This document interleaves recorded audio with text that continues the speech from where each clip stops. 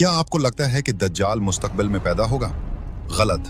हकीकत यह है कि वो पैदा हो चुका है, वो जिंदा है और उस वक्त उसी जमीन पर किसी अनजान जजीरे में लोहे की भारी जंजीरों में जकड़ा हुआ अपनी रिहाई का इंतजार कर रहा है।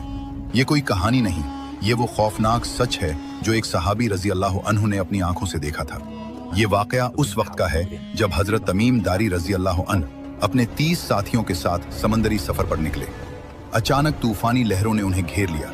पूरे 30 दिन तक तूफान उनकी कश्ती को समंदर में इधर उधर पटकता रहा। आखिरकार सूरज ढलने के वक्त वो एक अनजान और सुनसान जजीरे के किनारे जा लगे। जजीरे पर कदम रखते ही उनका सामना एक अजीब व गरीब जानवर से हुआ।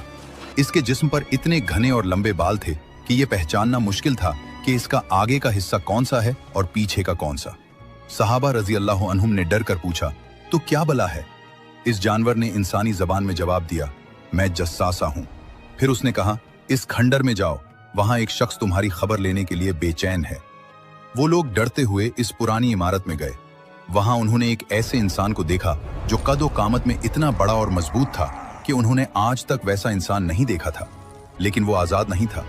इसके दोनों हाथ गर्दन से बंधे हुए थे और उसके घुटनों से लेकर टखनों तक लोहे की भारी जंजीरें थीं।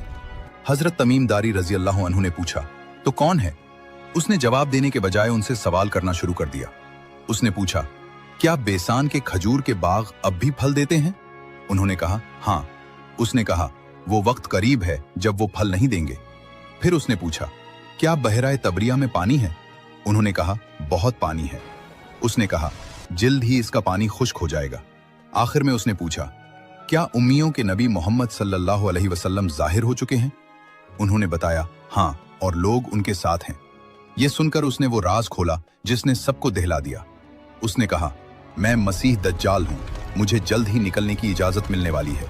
जब मैं निकलूंगा तो पूरी जमीन पर घूमूंगा सिवाय मक्का और मदीना के।